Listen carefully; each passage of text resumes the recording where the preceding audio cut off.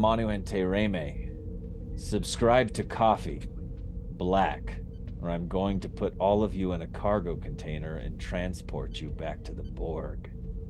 Greetings, everyone, and welcome to Coffee Black, where the Voyager adventures continue on YouTube. I'm your host, Captain G, and this is the channel where you get your refill of everything Star Trek, from trivia, news, reviews, and more. So today's video is very special because it is our very first special guest quarters video where we get to interview the actor that portrayed Icheb on Star Trek Voyager. Today we are welcoming Manu Intiraymi. Thank you for joining us, Manu. Thanks for having me. It's a pleasure. I'd like to go ahead and start with our 5 quick espresso shot questions, just to break the ice here. Uh-oh, maybe I should drink more Red Bull. Down it real quick. There we are. Sounded like these were going to be rapid fire questions. I got to get my game on. Alrighty. What is your favorite film that you've watched this year? Could be something that came out in theaters or just something you came across. Wow, favorite film of the year. Wow, that's tough at the end of the year too. Well, recently I watched Alien Romulus, and I was pretty thrilled by that. I don't think it would be my favorite film of the year, but I really did like it. I'm a huge fan of the Alien franchise. I thought the story, and when they stuck the timing that the story took place sort of between Aliens and Alien 3, I think, was a neat story that they creative way to fit a story into the timeline. Right. Very cool. Yeah, I thought it was really well done. That's the first thing that popped to mind. I'm sure there was a better movie than that, but I enjoyed Romulus. Yeah, well, that's just it. Doesn't necessarily have to be, the best film ever. Just your favorite, what you enjoyed. Yeah. Sometimes you enjoy stuff that you could admit may not be the best of the year. Yeah, so, I mean, I could sit here and think about it and waste another couple of minutes and get my favorite film of the year, but that's the first one that popped in. Right on. Next question: favorite series that you've watched this year? Oh wow, a lot of good ones this year.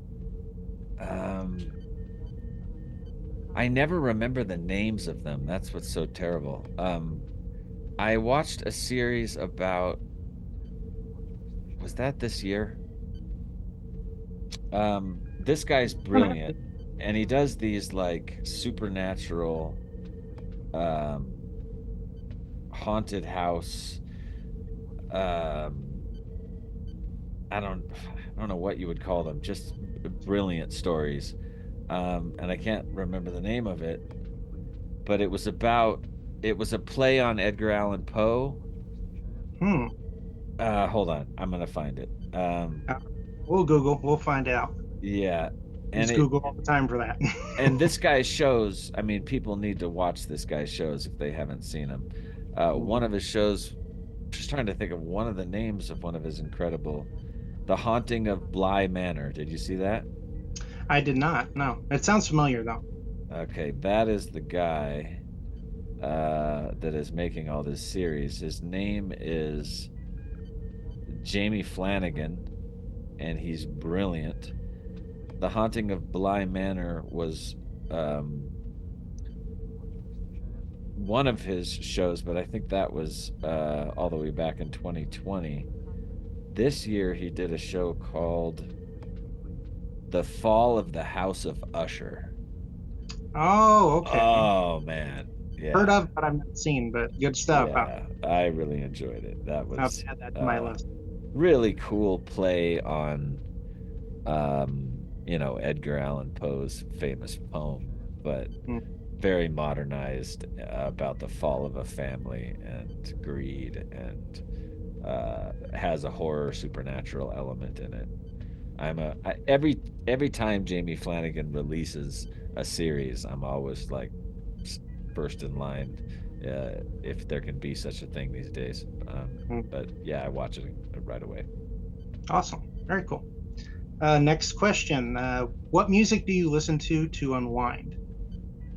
To unwind?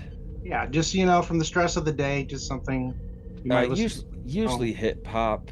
or I make a hip hop, and I used to be a hardcore punk rocker. I did a few punk bands in my life, but lately I've been making hip hop music. I formed a group called ClicTyt, Hmm. hip hop crew, and we released a record this year, our first mixtape.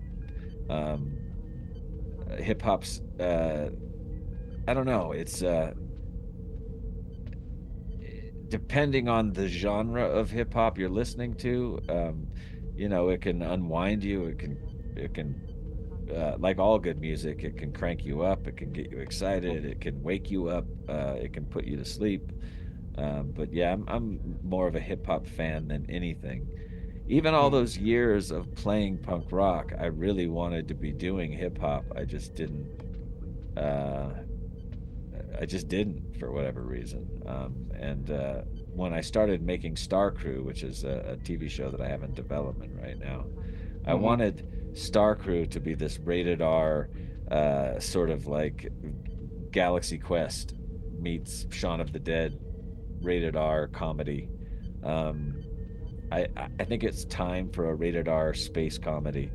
And I wanted the soundtrack to be hip hop based, sort of like all the CW shows back in the day that Hmm. had indie rock based soundtracks, and the show would often make a new star in indie rock, or a star of indie rock would come on the show, vice versa. And I thought that would be cool if we had a sci-fi comedy adventure that brought up indie hip hop stars or brought in stars.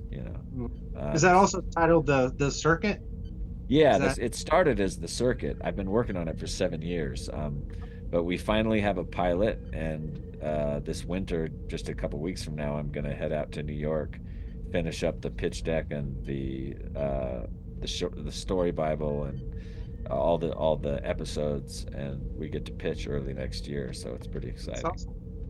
Yeah. But yeah, I Labor. love hip hop. I've been a hip hop fan since I was 9 years old, and I heard uh, what's that Easy E song? Um, Woke up quick at about noon, just thought that I had to be in Boys in the Hood. Yeah. Okay, okay, yeah. Yeah. And from that point on, I've been listening to hip hop. Yeah, very cool. But I love all music, man. I mean, it's that question is a toughie because I love country, I love rock and roll, I love uh, hip hop, I love punk rock, I love classical. There's not a genre of music that I don't like. There are certain artists in those genres that I don't like, but all music is good music, you know. Yeah. That's why I tried to consolidate a little bit to, just, calming, what you do to unwind at the end of your day. Yeah. So I thought that would help, but Yeah, it's always hip hop that's the true answer. yeah, awesome. Next question. If you weren't an actor or producer, what job would you, or what job could you see yourself doing? Mm. A musician. I'm actually trying as Mm, hard as I can to blow up later in life, and bring a couple of 40-year-old genius hip hop artists on the road, um, mm, called ClicTyt. So actually, people should go and check out ClicTyt, Apple Music, Amazon, wherever you get your music and download your music. Go check out ClicTyt. It's me and a couple of other fellas, Mike One and E-Dub. I go by Mickey Sun. Mickey's Uh, son. yeah, new hip hop group. Awesome. I'll definitely, I'll have those links in the description for this video as well, so people can check that out. Cool. Fifth question, as this is coffee black, how do you take your coffee? Oh man, I'm a wimp. I like tons of cream and sugar. I'll even go for those like deluxe large frappe caramel frappes things at McDonald's. I want my my sugar with my coffee, or my coffee with my Sweet. sugar, or however it goes. Yeah. Yeah. I don't know how Janeway can do just straight up black. As much as I love the character, and I literally named the channel after Coffee Black, I gotta have at least some cream, some Yeah. sweet. Well, actually, you know what? I do like coffee black, But if I'm gonna drink just plain black coffee, I'd prefer to be out in the woods. There's something Mm, about like if you're camping and you've been out there for like a week or week and a half, and you get just a nice black coffee in your tin can. It's like, oh my God, yes. yeah, But it's that's hard to just living when experience. you're in Yeah. society. I want all the fixins. Mhm. Yeah, Yeah. All the creature comforts. yeah. Awesome. All right, we'll go ahead and move on to some Star Trek Voyager related stuff. Okay. Um, when you were cast in Star Trek Voyager, did you realize just how big of an impact that would have on your life years later down the line? No, I had no idea. No. I mean, I knew that it was going to do something for my career. I was excited to be on the show, but I had no idea exactly. I mean, I should have, but I didn't because I'm just not a very smart guy when it comes down to it. I was, I think, 20 years old when I got the part, and I, yeah, I didn't know about conventions. I didn't know about Comic Cons or Star Trek conventions, and I I didn't realize that it was going to make me known in any way, shape, or form. I also didn't know that I was going to stay on the show for those 2 years. I thought that it was a one-off episode. Oh wow. So when I got cast and they kept me around and kept writing for the character and giving him bigger and bigger storylines and even a story in a lot of the episodes of those last two seasons. Um, it sort of snuck up on me until I think it was like my ninth or 10th episode. Bob Picardo said, "Hey, you've been around for a while, and you've sort of come in and woke us up as a cast. And you know, sometimes one of you guest stars will come in and sort of remind us all what we're doing here. You're a passionate actor, and thank you." And Mm, that just at 20 years old, that floored me. yeah. I was just like, oh, Bob Picardo said I did something good. Yeah, it was thrilling, and yeah, I had no idea really what I was getting into. I mean, I had a hint, but I didn't know that 2 years later, after the show was over, I'd be standing in Germany on a stage with 10,000 people in an auditorium, and they'd shove a microphone in my hand and say, "Go talk for 2 hours." You know, and then the love that you get from the worldwide fan base of this franchise is um, was a pretty amazing thing for those 20 years. Yeah. A very pleasant surprise then. To this Boost. day, truthfully, um, it, quite a gift, no doubt. That's great. What about the prosthetics? What was the makeup and prosthetic process like for you? Thank God I didn't have to play the Borg for more than 2 weeks. Mm, And I don't know how.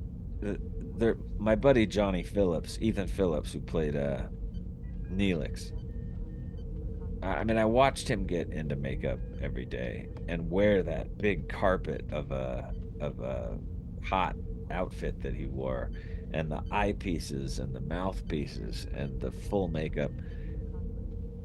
People have no idea what it's like until you actually go through it and have to work a 14-hour day under that kind of, the Borg outfit that I wore was a full body suit. And some of my, the idea was that I didn't get fully assimilated, so some of my flesh would stick out here or there. And like, so there were some places on my body that would scrape as I moved. It would scrape along the harder pieces of plastic on the outside of the outfit, and so I would chafe, and even mm, to the point where you were getting like a rash or a scratch or and then there were people following you around, making sure pieces didn't fall off of you, and turning on your blinky lights and turning off your blinky lights, and yeah. Was that a skull cap that you had? yeah, it was full Pretty much skull full. cap. And Mm, then they even did this thing where I would hold these two electrodes of some kind, and they would shoot the hair onto the I forget what it's called. There's a professional name for the glue that they use, but then the hair would stand up when it hit the glue because I had a charge running through me. It was a pretty elaborate costume. Mm. Um, and I had fun doing it. Don't get me wrong, like I really enjoyed it. But if I would have had to do that for like 48 episodes or 7 years, I don't know how Johnny Phillips, Ethan, I don't know how he kept such a cheery disposition because he was one of the funnest people on set, one of the kindest, always joking around, always keeping the set lively and fun. Just a good human being. And yeah, I don't know how he did it because being that uncomfortable all the time is something until you experience it. I remember maybe like 30 years ago, um, Eddie Murphy was wearing the fat suit for those movies he did, where he would play all the different characters. I can't remember the name of the movies, but he was The clumps or something. basically, yeah, the clumps or something like that. Yeah. Um, he he was doing an interview and he was saying how difficult it was to handle the makeup. And I remember being a young wannabe actor reading the interview, and I remember thinking, what a whiner. He's getting paid millions of dollars to put on makeup. That sounds so fun. Like, what a jerk. Until I put that Borg makeup on, you really don't understand how much of a job it is. I mean, Like especially here, those just sit here for 3 hours and do nothing while we just poke and prod you and touch you poke and and prod and glue and rip the glue off and then I couldn't imagine like those Eddie Murphy suits with all the weight and walking around with all that extra Mhm. weight that your body's not used to, and the heat and uh, the sweat and the itching. You always want to itch, and if you scratch, they have to redo it. So you got to fight that urge, and Mhm. then you have to work 14 hours. And Mhm. take it off and go home for 8 hours and come back and get it all put back on again over and over and over and over again. So, yeah, it's quite a job. I don't Yeah. even So you're remember the question, but you only had to do it one time. I'm glad I only had to do it one time. Yeah, Yeah. Icheb's makeup was very simple. It was just a little nose piece and a little eye piece, and that Right. wasn't very bothersome. Yeah. Next question. Who was the most fun uh, on set? Who'd you enjoy working with the most? That's way too hard. Yeah. Oh I know you man. mentioned Johnny earlier, but Well, I I wondered if loved working with Johnny. I loved working with the people that I worked the most was Picardo, Ethan Phillips, Jerry Ryan, Kate Mulgrew.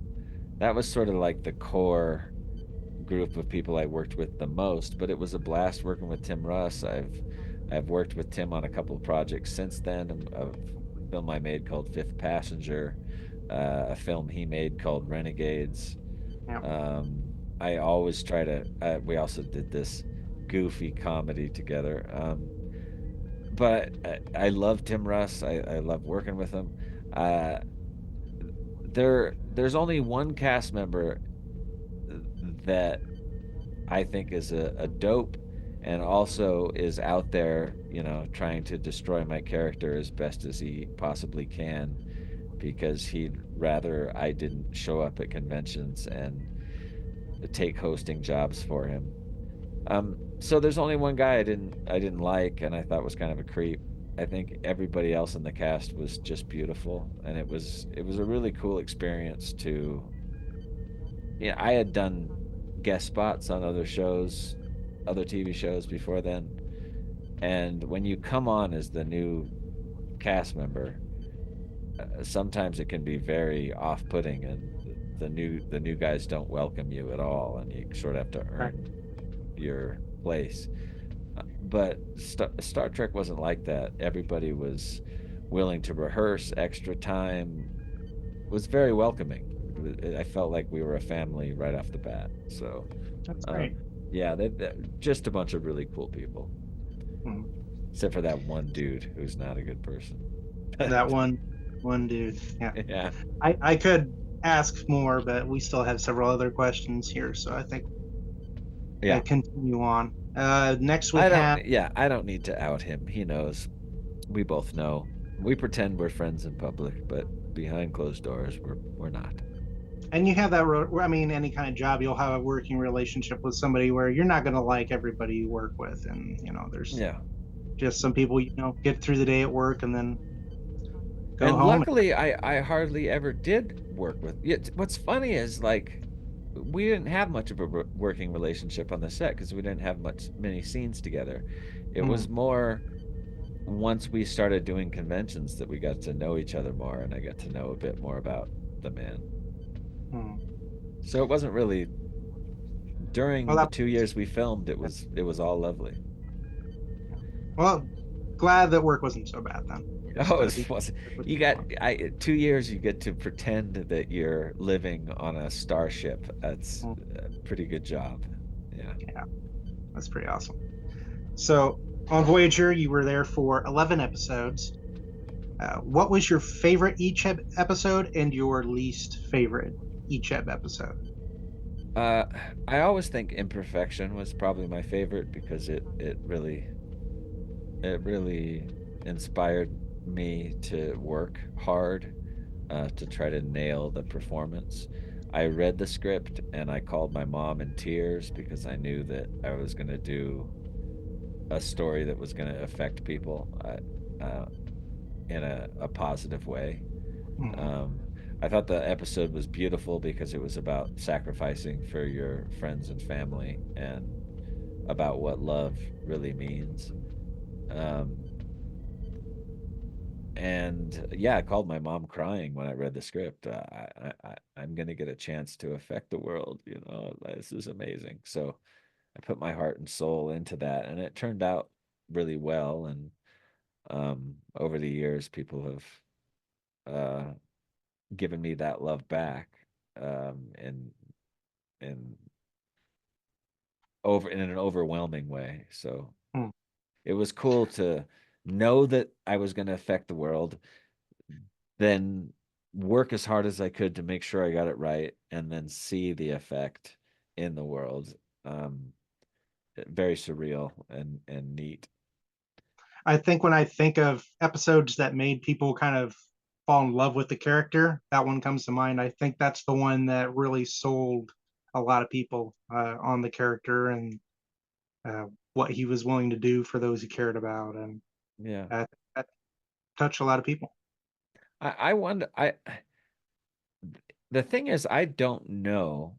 They were very um intelligent about keeping me around, but not letting me know they were going to keep me around.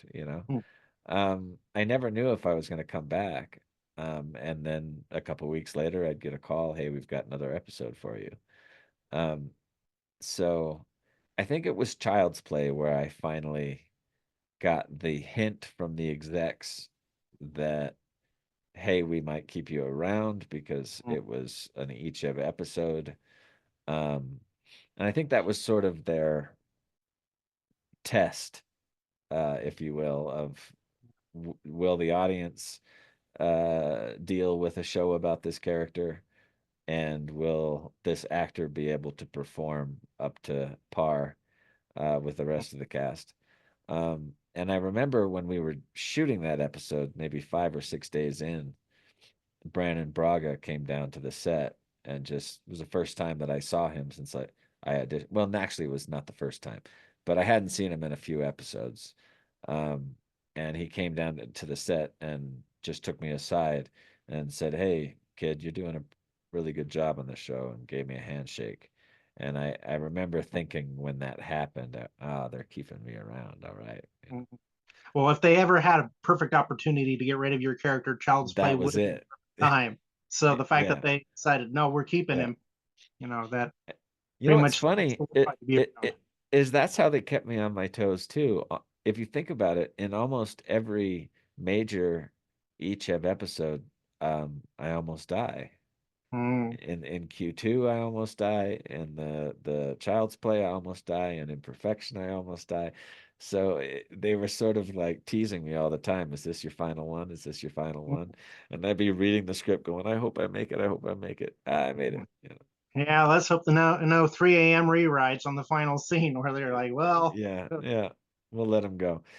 yeah. Uh, yeah, with Q2, I thought that was for sure the end when I was reading that script, but then Q brings me back to life. So, um, yeah, it was a roller coaster, and it was super fun. And my worst episode, probably one of those first couple when Icheb gets back to the ship. I don't Mm, think the writers quite knew what to do with these kids on the ship, and so they were just put in a couple scenes of us playing or doing a science fair or mm, uh, having to do our chores or whatever. Um, and I remember thinking back then, oh, and the character Icheb was very whiny in those first few episodes. Like, I don't mm, want to do this. I don't know why I have to do this. And I thought, oh, if they keep us around, we'll just be in a couple scenes here and there, and we'll be whiny kids. And I was 21 years old, playing obviously younger, but wishing that there would be more character to this person.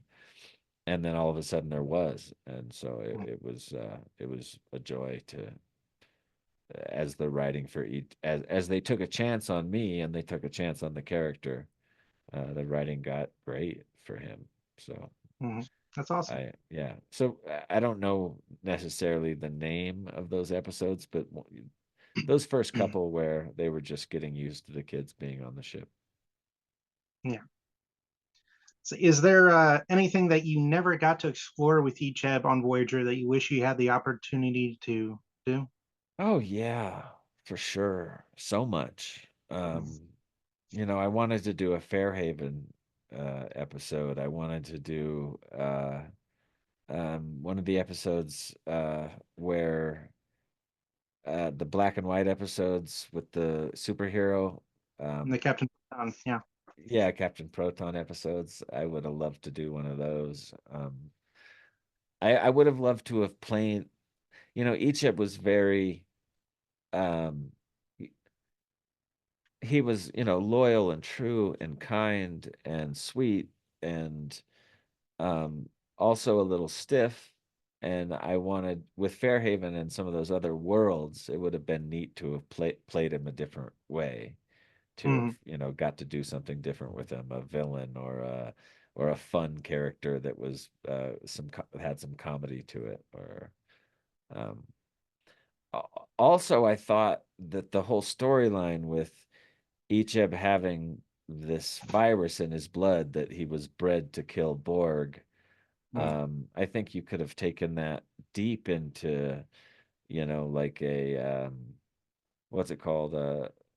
What's the secret organization? Section 31. Yeah, Section 31.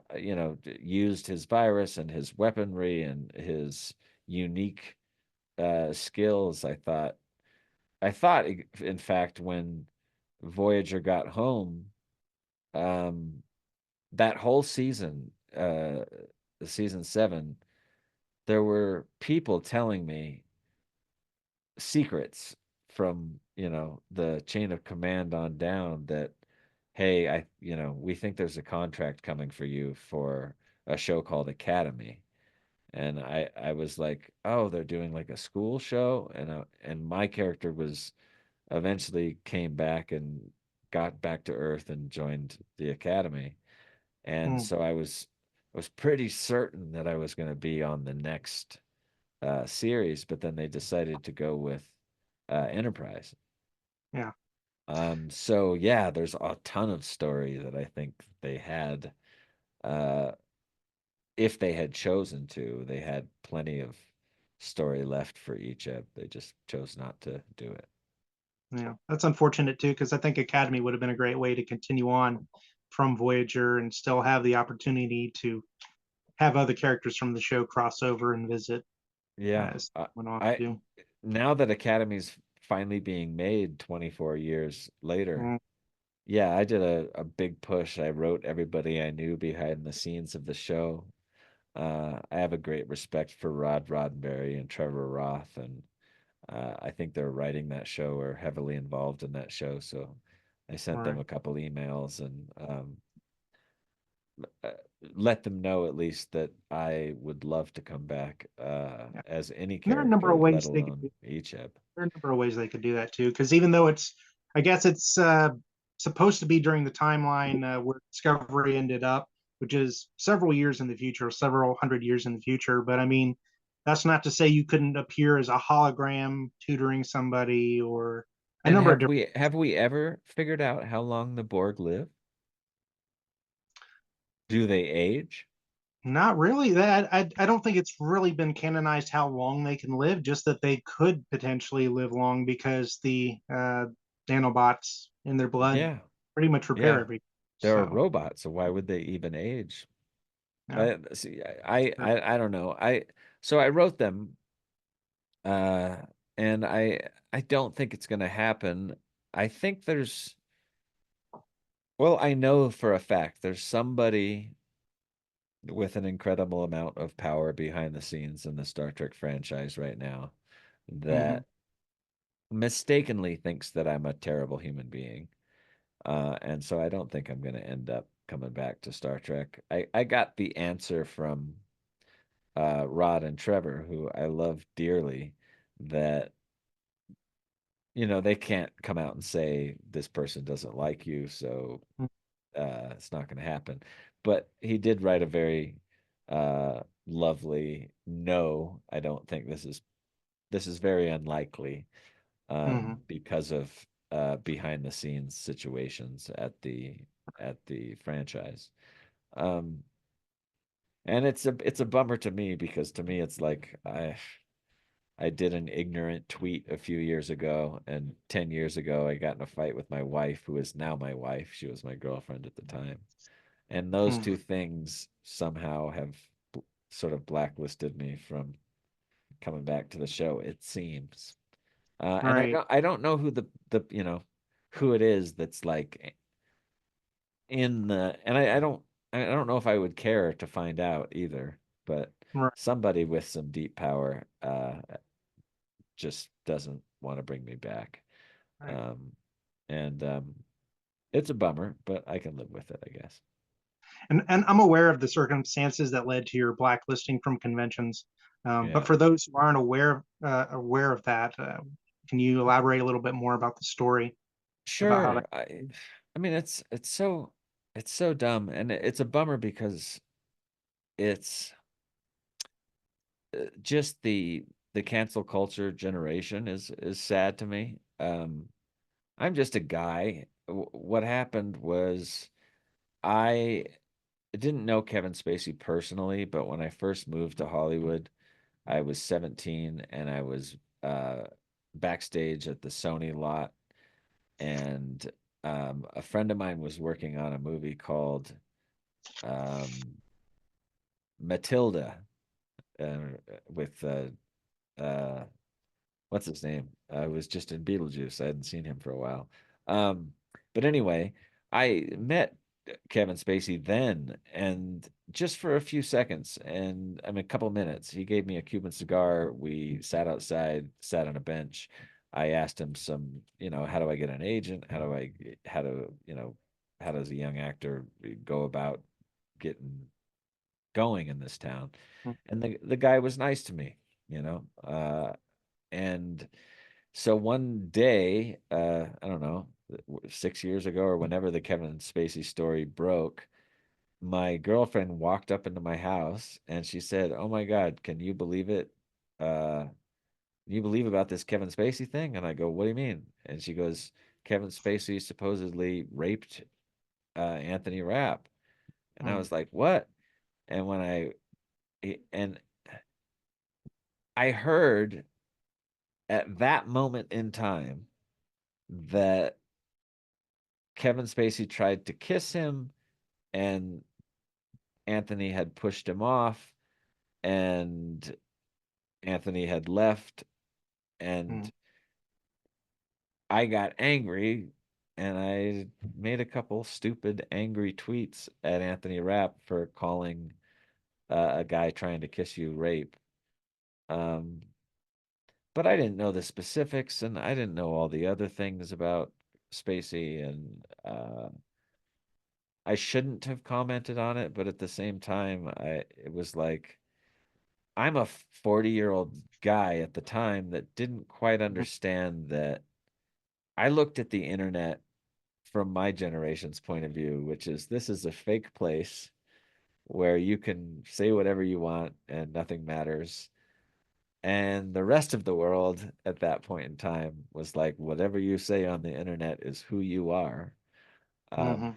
so, yeah, I said some nasty things on Twitter, and I apologized to Anthony for them. He accepted the apology. I sort of thought that things would be over at once Anthony said, no problem. Like people get angry uh, but it sort of never seemed to go away. Um, and what's strange in Hollywood is you can get like 95% of the fan base can say really loving and really kind things about you and forgive you for something stupid you might have said online.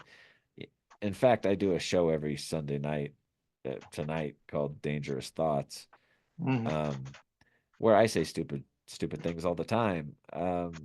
But you can get a sort of feel for my personality and my sense of humor instead of like a tweet, which is sort of like locked into.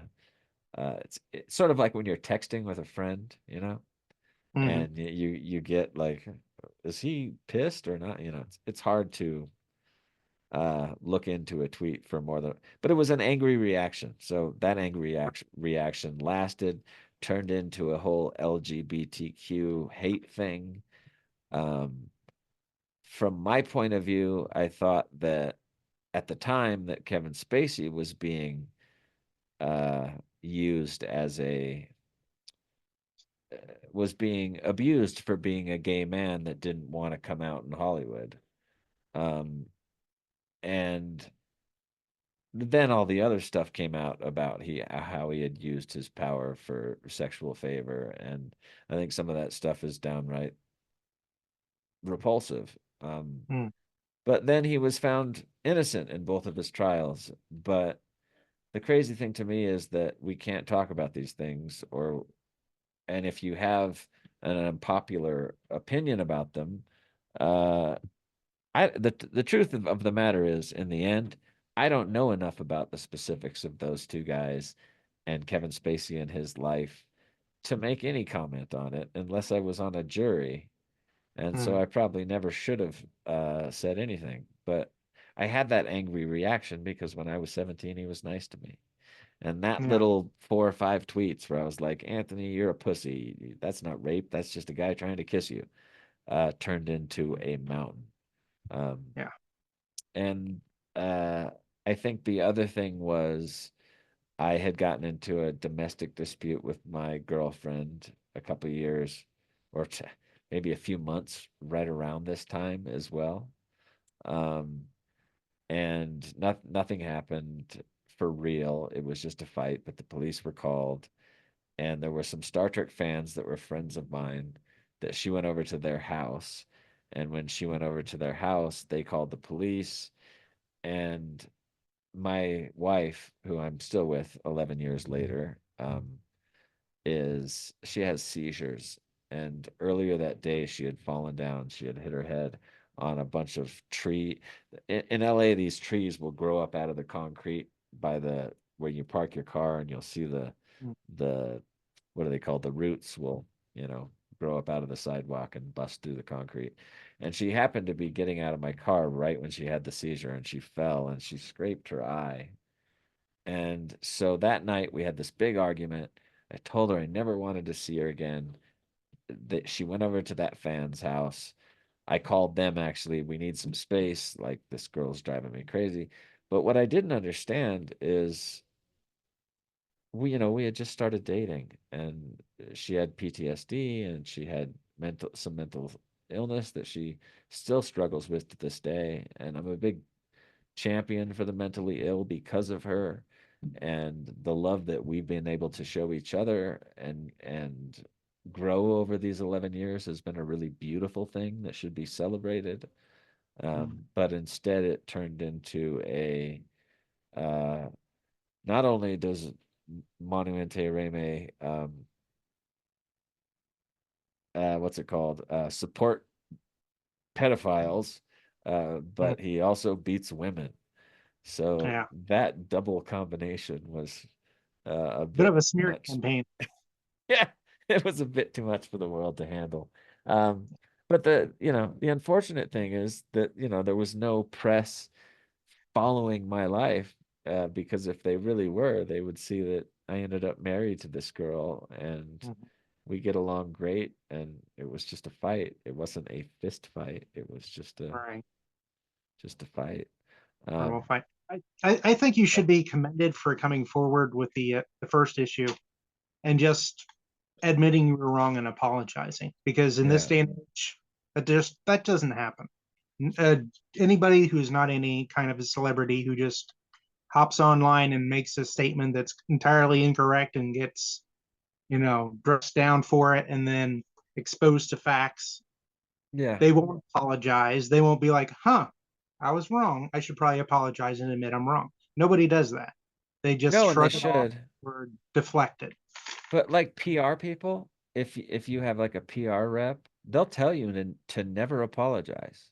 Mm, Like, and I don't understand it. I don't understand the whole culture. I don't understand cancel culture. I'm just me, and I sort of learned from that whole experience that I'm just gonna be me and say what I feel and be real on the internet, off the internet. Um, I'd rather be hated for who I am than loved for who I'm not. mm, So I just sort of gave up at that point because I felt like for 20 years I had been holding back some of my personality at Star Trek conventions, because families and people would bring their kids to meet Icheb, and I'd get on stage at 35, a hardcore punk rock guy that is from the sex, drugs, and rock and roll community. It was nothing like my character, and yeah. so it was always this battle of like trying to live up to this expectations that some of the fan base had of this perfect character that I played, who was such a Right. beautiful, beautiful creature. Um, so I don't know. I think it's a combination of all that has led to um, me not getting another chance to be a part of the Star Crew family on future shows. But maybe, maybe someday whoever that person is that thinks I have a terrible character will move on, and maybe I'll come back. You never know. Oh, There's I mean, other there's so many opportunities out ways. there in the world too. So, Yeah. but I certainly love Rod Roddenberry. I love Trevor Roth. I made a movie with these guys called Instant that everybody should see. It's a beautiful little short. If you just go look at Roddenberry Instant on YouTube, you'll be able to find it. It's a gorgeous little film. Um, and it was a bummer that I sort of, with this tweet storm, it's like 5 tweets, but they were really rude. Hmm. I came at him really hard. Um, it's a bummer that happened though, because uh, when I was working with Rod and Trevor on Instant, we made this beautiful short science fiction story.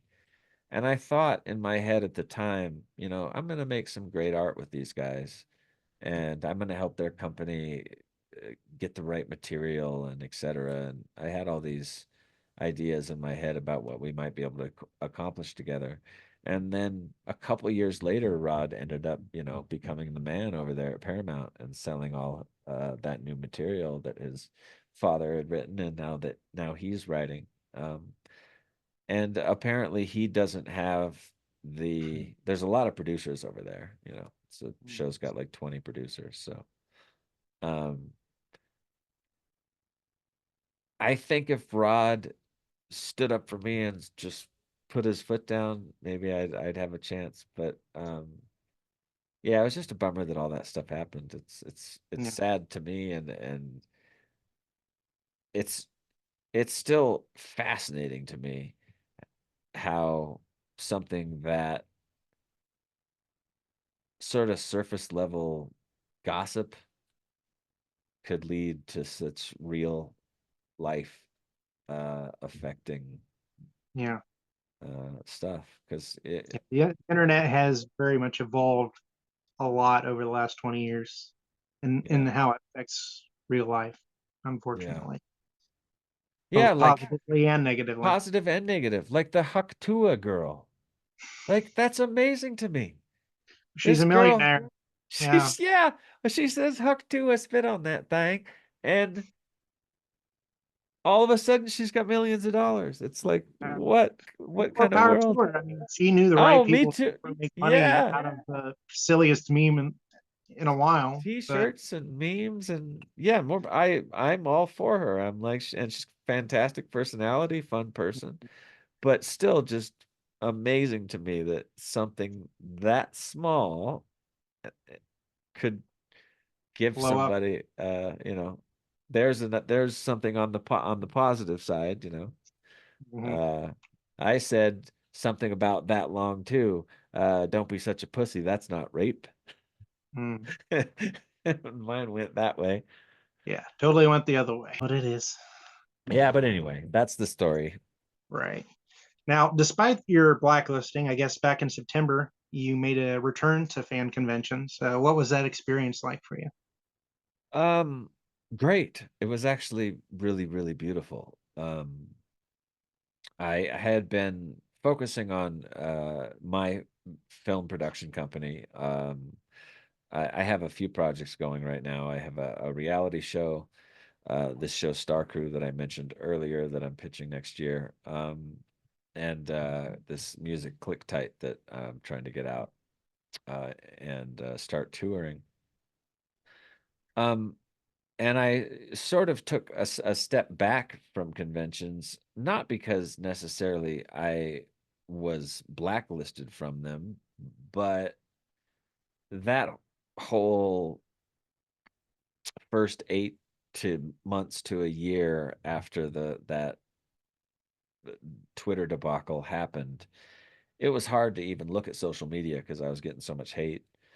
Hmm. And then slowly but surely, I was damned if I was going to let that um, be the story about me. And so, fan by fan by fan, people would say something and I would write back to them, hey, you know what? You're completely wrong about me. If you would take the time to chat with me, talk to me for a little bit, I think you'd find out that there's more to this and there's other angles that you might not see. Hit me up on my DMs. Let's have a talk. And I Hmm. did that a lot for a very long time, for years now. And Yeah.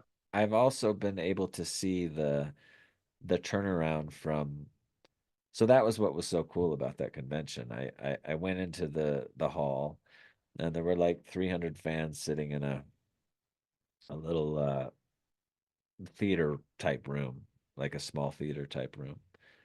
And I said, "Hey, how many people know, about my terrible character and the terrible things that have happened behind the scenes?" And a good third of the people rose their hands, Hmm. and I was like, "Wow, like a third of you." Uh, and you're still here listening to me speak, I'm like, that's beautiful, thank you. um and then the same thing happened that is sort of happening here. I had one lady was like, I had no idea at all, I just about any of this, can you tell us the story and tell us how all this happened? And I the bottom line from the convention was that I just got shown a lot of love from the fan base, and it was Yeah. neat to see that you know those first 8 months 8 years ago when everybody was saying what a filthy pig I was. It was hard, it's I couldn't imagine being like Tom Cruise or some gigantic celebrity that is just constantly uh every time you turn on there's always somebody saying something bad about me. The more successful you get, the more hate mail you're going to get.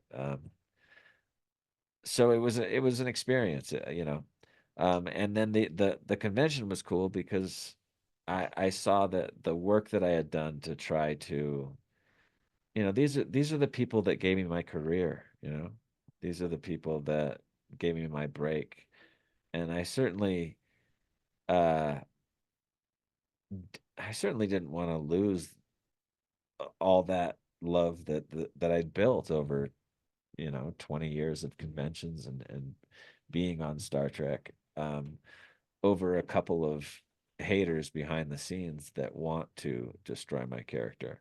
So Right. to see that they had failed and that love had prevailed instead of hate, um, eh, was neat. And also the couple of people in the audience that were there to come check me out, to kind of get a feel for whether I really was this bad guy or not, came up and ended up buying autographs. And so it was lovely. Also, the guy that invited me there, and the whole convention in Denver, um, it was just a really positive thing. It made me feel really good driving home from that to know that the fan base was behind me again. Well, hopefully you have an opportunity to go to the Indiana Comic Con in the next few years, and it'd be nice to have you. I'd like that because that's what I miss the most, honestly. If I don't get another opportunity on the show, that's no big deal. I get no in Hollywood all the time. Mm. But it would be nice to get back into the con scene because I really enjoyed all the people I've met over the years, and I'm still really good friends with a lot of fans, from a lot of different places that still go to these shows, and I miss them. I don't get to see them as much as I used to get to see them. This year's the 30th anniversary of Voyager, and there's all these massive events going on. And my cast, I miss my cast. I miss talking to all those guys.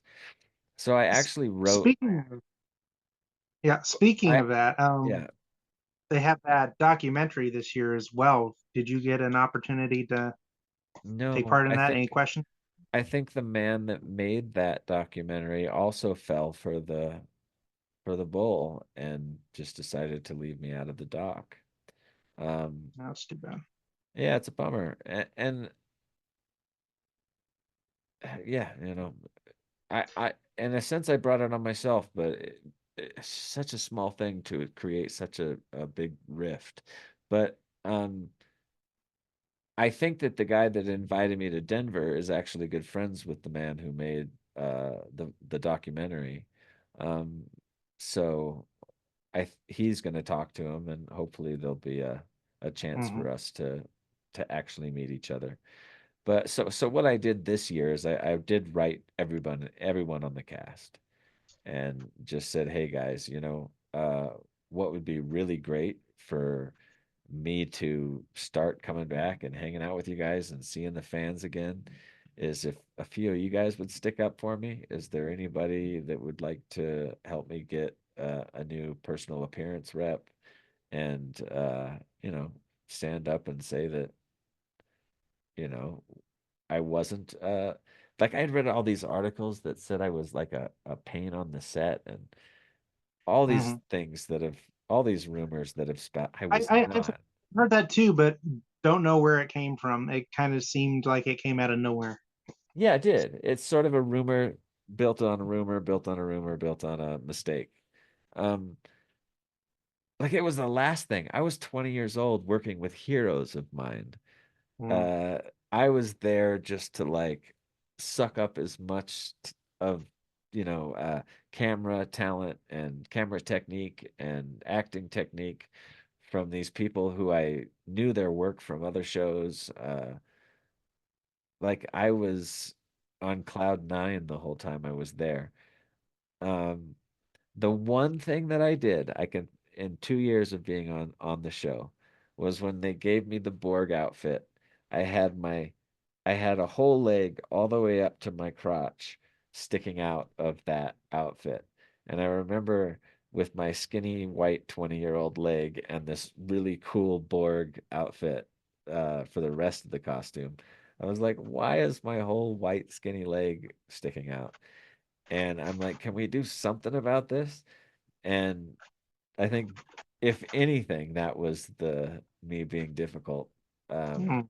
Brandon came down and went, well, why can't we give you a pantyhose and put a few more computer parts on it? And I was like, Right. perfect. Yeah. And that was the only thing I ever did that was possibly even considered rude. But I even read something where I was like, he was handsy with Jerry. I'm like, go ask Jerry Ryan if I was ever handsy with Jerry. I respected that woman and still respect that woman more than anybody. She's wonderful. I did a tour with her in Australia where we went to multiple cons together called like the Borg Invasion or something. We've always been good friends. I've made jokes on stage about sexuality, and that's what happens with playing this character that was this teen Hmm. perfection, and then the human being that I am making a sexual joke about Jerry Ryan on stage offends a number of people. Um, Right. but with me and Jerry personally, we know it's a joke. We know there's no impropriety or any weirdness there. I Right. um and she's always been very kind to me. So uh I I don't know. Where were we on? I don't know when we went down this Well, the rabbit last thing hole we were even more. talking about was just the conventions Oh yeah. and So yeah, but I guess the bottom line is it's just it's great. It was great to see the love back and the hate gone. Okay. despite the character of Icheb being recast and killed on Picard, as you're painfully aware of, Yeah. you still expressed interest of the character returning. And if you had complete creative control over that, how would you like to see Icheb return? Wow. Um, oh, like if I could come up with a way for him to come back. Yeah, a way that I mean, yeah, I that you would prefer. I've had a few ideas. I thought that maybe in Picard that if that Icheb might have built a bunch of clones of himself to Hmm. protect himself from actually getting caught. And he was actually deep in Section 31 working on something. I think I Hmm. know that I heard rumors they're making a Section 31 show. Yeah, there's And a film. It was going to be a show, oh, it's but gonna now it's be a film now it's a coming out film. in Oh, cool. January. Um, and so I don't know. I always liked the idea of Icheb ending up in Section 31 accidentally. This good kid gets into this, one of the darker uh, divisions of Starfleet, Hmm. and what he would do there. I think that I'd find that storyline very interesting. That's why I dug when they did Renegades that the idea that he went into Section 31 and was trying to help people that had been assimilated by the Borg, but they made a even bigger weapon out of him and destroyed some of his memories and some of his personality. I thought that was so cold and so sad, but still an interesting take. And I Um, bet that was fun too to try to, to revisit the character at least in that format. yeah, as a Since we, different person with different struggles, and I I I just would really like to see Icheb as a man now instead of a boy, and I would probably, you know, we've discussed it a little bit. I think he could just be 900 years old, and Borgs don't age. Mhm. Um, he could also have made a clone. He could also have traveled back in time and broke the old space-time continuum rule and saved himself so that he Mhm. didn't die. Yeah, It's science fiction. There's so many ways right. that we could There's a lot of bring outlets. him Oh, back. I'd also love to play, I'm just a fan of the Star Trek franchise, a fan of the people behind it now. Um, I was a fan of the people behind it then. I really liked Brandon Braga and Rick Berman and Jerry Taylor, who just passed away. She was amazing. What an amazing producer. Yeah. Um, but if I had the power to bring him back, yeah, I'd probably say that he was in Section 31 and they he was a deep operative of some kind, and that he had just made a bunch of clones, and Jerry had fallen for it, or was completely aware of it and just played along, or something like that. I Right. also like the Very cool. time travel. I'm a big fan of time travel scenarios. So the time I travel. am too. I've long said I'm a sucker for time travel, so pretty much Yeah, every time travel Star Trek episode I love. yeah. Just So Icheb learning that he dies and going back in time to change it. That'd be a fun episode to bring me back. that'd be cool. So on Internet Movie Database, it has you working on 5 upcoming projects. Of those 5, which are you the most excited for people to see? Oh, Star Crew, beyond a shadow of a doubt. I've been in development on this film as a producer for almost 8 years, and first it was a TV show, then it was. I'll try to tell it really fast because it was crazy. We raised the money on Kickstarter for a 10-episode TV show for the first episode, and it was supposed to be It's this awesome. futuristic city where every episode was a different genre. So we wrote an episode. That episode got blown up because one of the actors wouldn't work with the other 2 actors. So a whole year of work and behind the scenes development contracts, blah blah blah, writer, beautiful screenplay, 3 great old school Star Trek actors that I had gotten signed on, but then one of them decided they didn't want to work with the others. That got blown up. Then the Oof. second show that we wanted to make got blown up.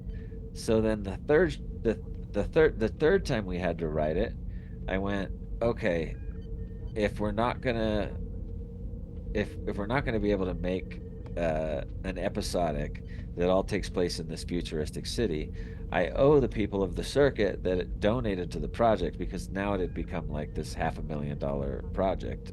Um, I said I owe them a film now, at least, because they were the people that put in the money to see this futuristic city and this idea of different genres that take place there.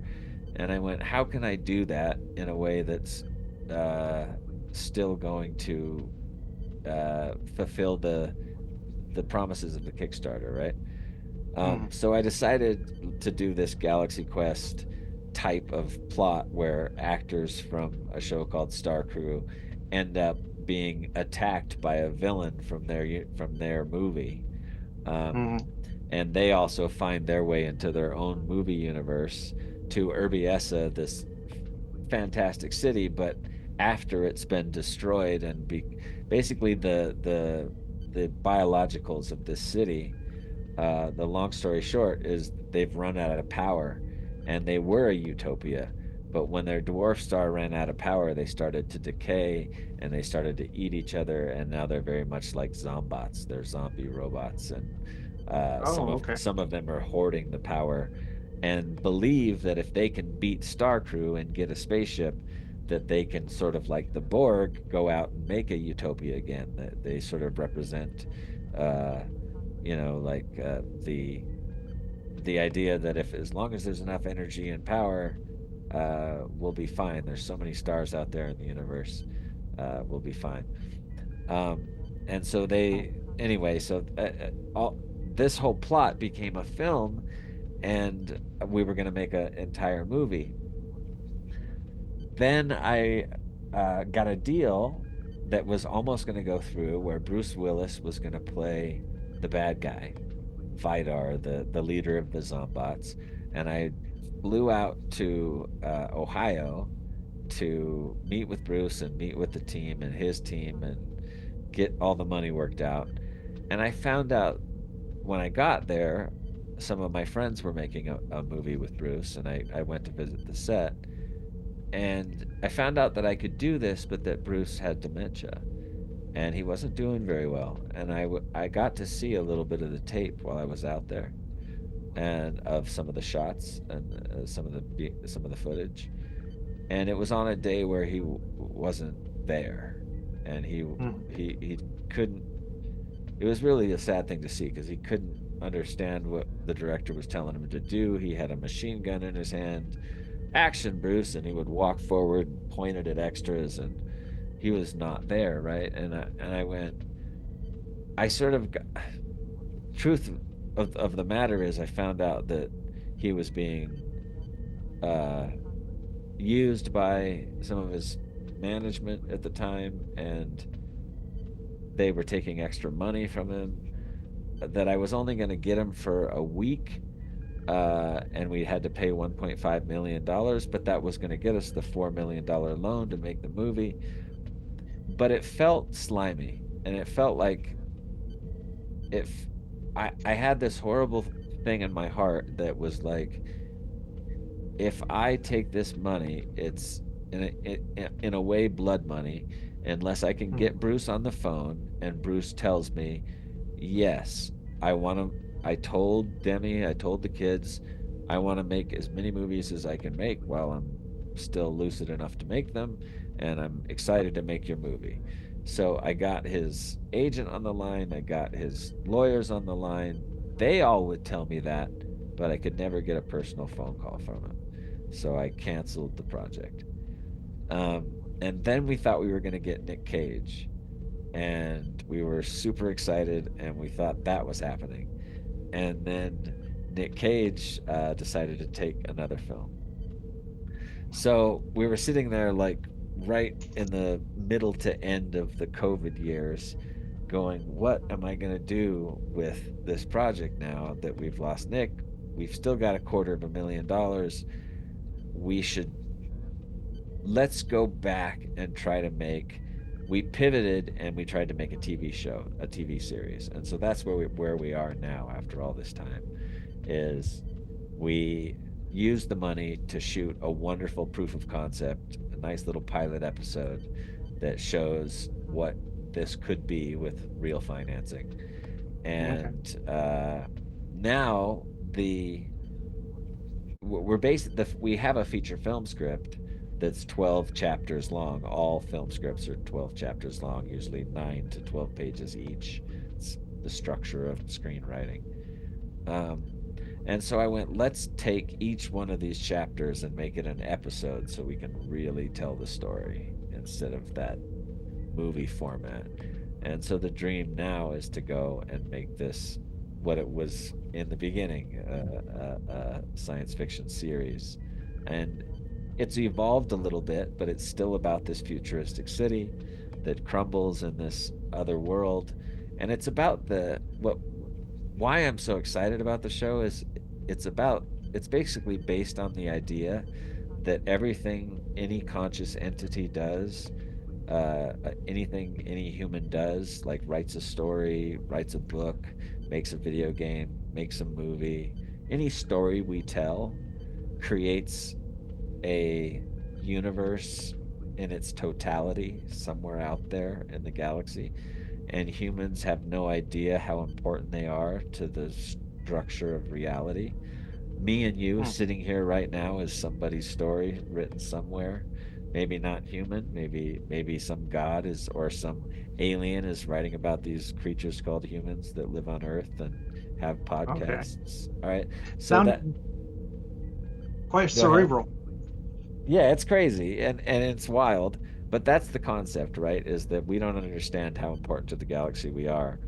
And the storyverse itself, which is the universe, is collapsing in on itself because conscious entities are telling and reading less stories because this AI thing is happening all throughout the storyverse.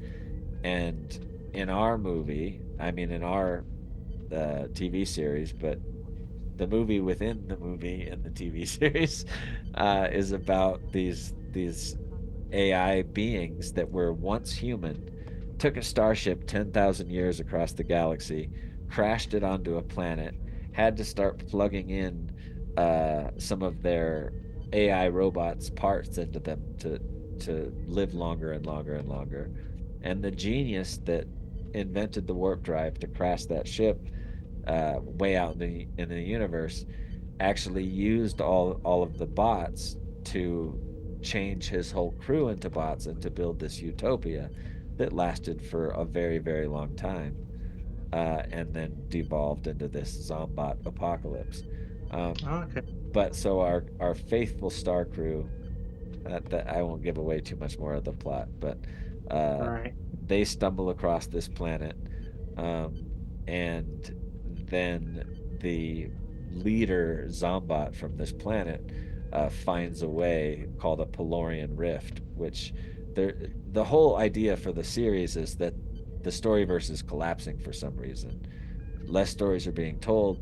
That sort of like the nothing, like in the never-ending story, is sort of picking holes in the in reality, and a Pelorian rift can open, which is a way for people to leap from one story to another.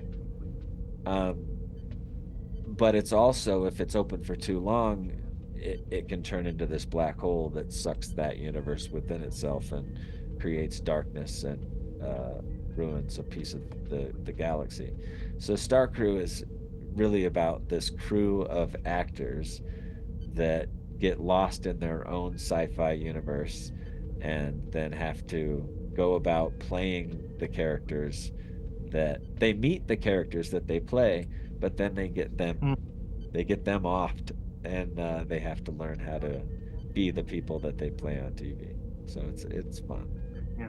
It's a very intriguing concept. I love Galaxy Quest as well. So, and an One of my R-rated type favorites. of setting and Yeah. sounds intriguing. Yeah. Yeah, basically Great. Great. Galaxy Quest with like The Boys season one type comedy. Okay. Okay. Yeah, that would be intriguing. I'd definitely be Yeah, interested in that. yeah, it's a Um, crazy show, no doubt. And but now the proof of concept is done. It's wonderful.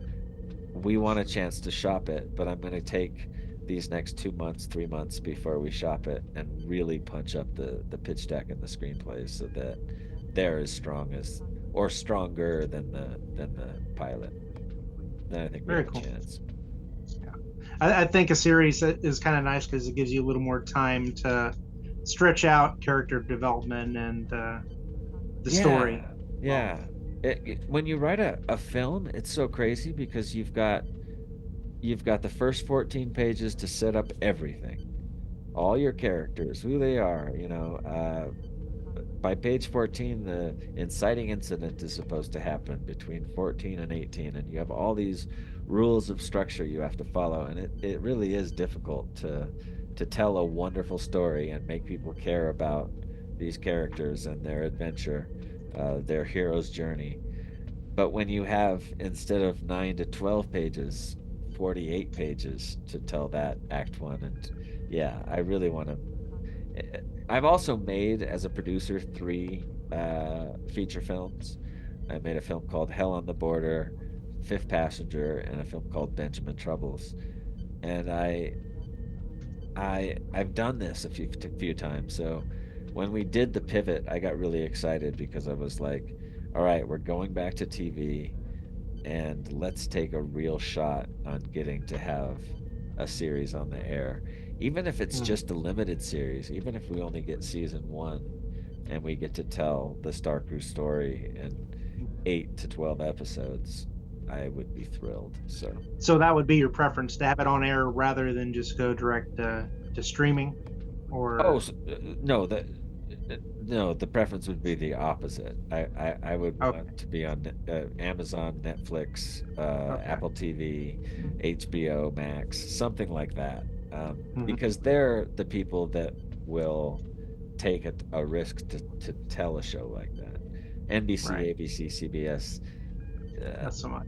not so much. Yeah, they're sort of getting a little bit more adult. They're cussing on CSI now and stuff, but we are definitely a the boys type show, so Yeah. So definitely we streaming. yeah, we need a streaming platform, um, or one of those uh, companies has to get really you know, I'd still go NBC, CBS, ABC, Fox, whatever, Hmm. and tone it down. Uh, but that I'd be happy to do that, you know. Um, but the dream is to make it the way I want to make it. Of course, Yeah. of course. Did you ever see? Uh, Oh, that was my favorite show, and that wasn't your first question back in the beginning. yeah. Uh, wasn't this year, but Severance. Oh my Oh, God, Severance was such a great show. It was on Apple TV. The second mhm. season comes out this year, or at least I think it's late this year or early next. But I'm so excited to see the second season of Severance. That was my favorite show by far, hands down, of Cool. the last couple of years. Awesome. Okay. One last question for you, though. About ClicTyt, what is your favorite track of your new album, Take It, Oh, Take It to Him, the mixtape. Take It to Him? Um, Hold on, let me look at all the tracks on the mixtape. The new project is called ClicTyt X Rattlesnakes Texlarado, and it's coming either late this year or early next. It's almost finished. Um, and we've grown musically so much. I'm so proud of this new record. But Take It Mhm. to Him was like us getting our feet wet, just getting to know each other, getting our musical sound started. Um, I'm trying to look it up just to see. I've been listening to all the new stuff lately, so I got to look back at all the song lists to see which is my favorite QuickType song. Um,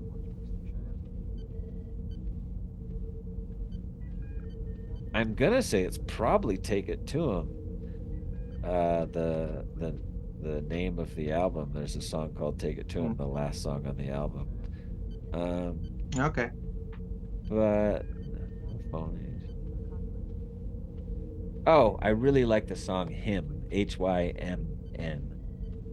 Yep. I think it's got a really nice groove to it. Um, YGIF is a pretty fun song. But yeah, I think I would say my favorite is Hymn, Take It to Him, and then YGIF, probably. Okay. Those three. Yeah. But All right. actually, next week, well, on the 4th on Spotify, Coming Through, the first single of our second album is available. Then the next week it drops on all platforms. And on the 18th, we have another single coming out called Cerebellum that people should absolutely check out. It's a rockin' song. It's quite a piece of hip hop. It's nice, short, sweet. It's got a nice punch. Um, so Coming Through comes out November 14th or something like that. And Cerebellum comes out like 5 days later on the 18th on all platforms. Well, everyone, that is all the questions we have today. Thanks for watching, and everyone take care and live long and prosper. Thanks for having me. See you guys.